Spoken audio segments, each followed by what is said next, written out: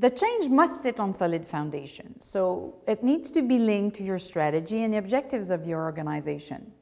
Have you ever heard things like, why are we changing the system? It works well for me. It's been all customized. It works fine. Or why are we changing our supplier? I like this guy. He's a pretty nice guy. I get along with him and the service is fine. So why are we changing? Well, would you be surprised to know that most managers, when faced with questions like that, often don't have any answers? It's probably because they've lost the meaning or the sense of the change themselves. So to better understand the role that senior management has to play in setting the scene for the change, we'll take a very simple example. Everybody can relate to it. Let's take the example of moving house. So one morning, Mrs. gets up and says to her husband, "Darling, we're moving." Why? Well, I'm pregnant with the third child. The house is already too small for the four of us. I'm sick and tired of hearing the neighbors fight day and night. And, I'd like to move to a more family-oriented neighborhood. I think it would be nice for the kids. So there, we've just said the why. Why do we need to change? Now, we could move anywhere, couldn't we? So where are we going to go? We need to define the target. Well, we've decided that we wanted to move to the suburbs, but be close enough to the city and yet again, be somewhere in the countryside. And we're also looking at, good schools and close enough to all services, transportation, hospitals, clinics, everything close enough. And then we're going to decide on our dream house. We want to have our dream house built with a pool and a playground for the children. There you go. We've just decided that was our target. We haven't found a house yet. So now let's define what this target's going to look like in reality.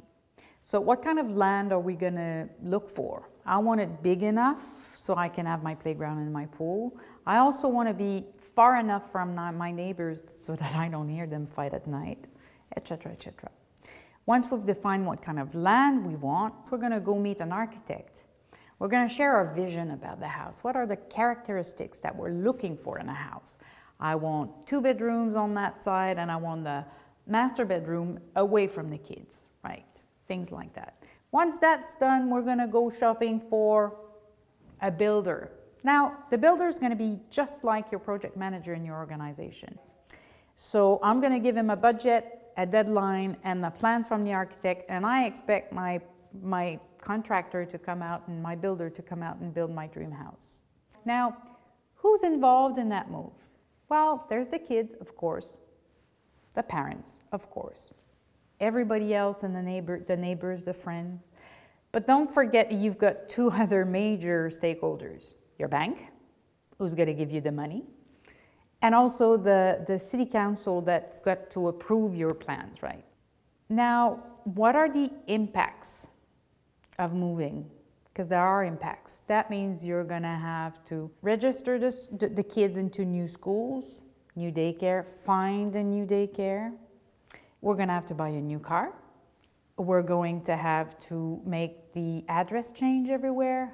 Nightmare. As you can see, there's a lot of impacts and so on and so on. Finally, what are the risks of moving? Is the new house going to put pressure on a family budget? Are we going to be able to deal with the kids, the adaptation of the kids at school? Is commuting going to put pressure on family life? And so on. Now remember, there are 2 roles that are very important but very distinct in this story. There's the parents or senior managers, and there's also your builder or your contractor that's like your project manager. Your builder is going to be responsible to deliver your dream house according to the plans the architects have drawn up for you, and also within the budget you've given him and for the date that has been agreed. He's not responsible to pack your boxes, register your kids into new school, or even decide on the new make and color of your new car, right? That is your responsibility as senior manager. Stop thinking that because you've written a check, 2 years down the line, boom, your changes are going to just be there according to what you thought they were going to be, and all the benefits are going to be realized. Utopia. There's no magic wand.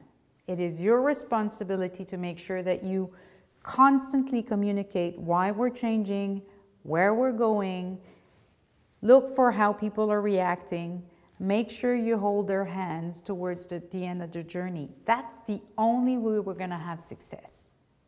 I'm Manon Champagne, co-founder and president of A+ Transition.